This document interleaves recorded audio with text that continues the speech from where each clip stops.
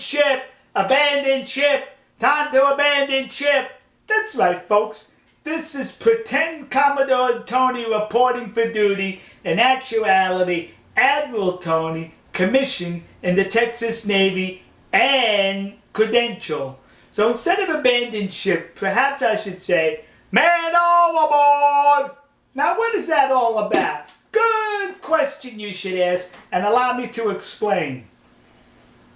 The sea ship at Rust Bucket Garbage Scow, the Steve Irwin, is in that island off of Scotland and is being detained there by the authorities because a fishing group or company from the Maltese Islands has filed a lawsuit causing the ship to be detained, and in order for the good Captain Kangaroo, Admiral Beauregard Watson, who was with the vessel at the time, in order for him to get it out of there, to take to the Faroe Islands to join the other rust buckets in the harassment of the people of the Faroe Islands, he must post a $1.4 million bond, close to $1.5 million.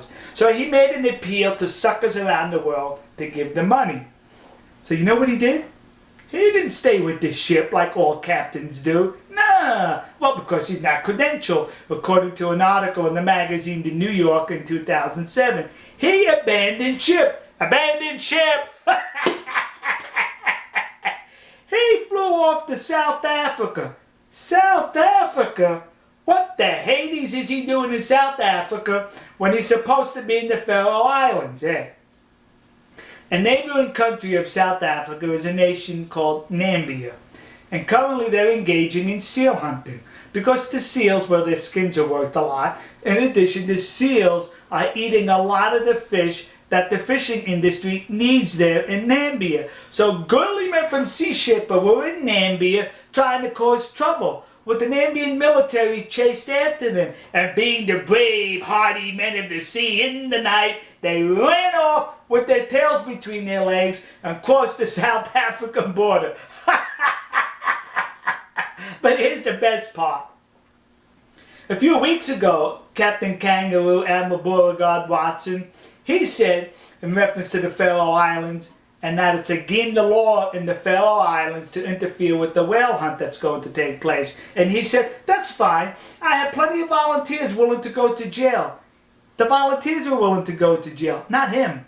As well as, and now it seems like his volunteers in Namibia, they weren't willing to go to a Namibian jail now, were they? Nah. But the volunteers in the Faroe Islands are willing to get a Viking welcome in a Viking jail. So says that. You see, the girly men want to go to a Faroe Island jail so they can enjoy Viking hospitality. Hey, it isn't over till the Fat Tony sings. But listen to this. Animal Planet announced that they're going to do a spin-off of Whale Wars and the Faroe Islands. So once again, they need dramatic footage to get viewership on the program and donations from suckers. So here's how they're going to get this dramatic footage. They're going to place those devices in the bottom of the water that emit sounds like sonar, claiming that those devices cause the whales to swim away from the Faroe Islands. But you know something, kids? You eco-terrorist environmentalists have been claiming for years that the reason why the whales beached themselves because the United States Navy, isn't it always the problem, the United States, places sonar devices at the bottom of the ocean, disorients the whales and causes them to beach themselves. Never mind the fact they were beaching themselves 400 years ago when there was no United States. That's just a mere fact. Toss that aside.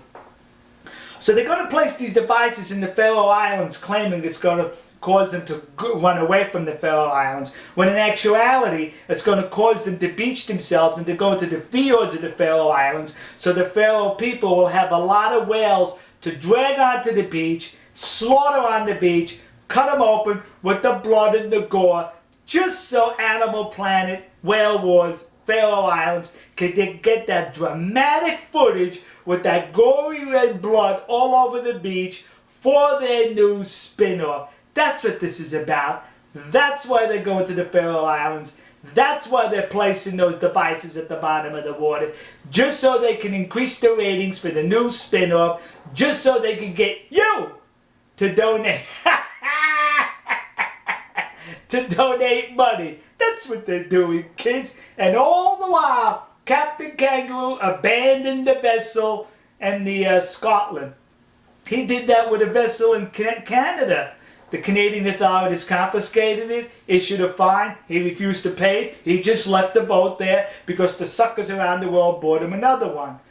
The 80 Gill, when it purposely ran into the Japanese vessel, it was being towed by one of the rust bucket garbage gals, and according to people tuned there, Beauregard Watson, the admiral there, he ordered the cable to be cut to let the 80 Gills go haplessly into the Southern Ocean, polluting the waters, because he knew you will donate money to purchase a new one. And what did you do? You donated money so they could purchase a new one. He has no regard for the stuff that's bought with the money donated from you, because he knows you will donate more money. That's you, kids, donating money. Alright, folks. Pretend Commodore Tony signing off. One more time, kids. Abandon ship. We'll see you. God bless you. God bless America. And God bless the nation you happen to be in. See ya.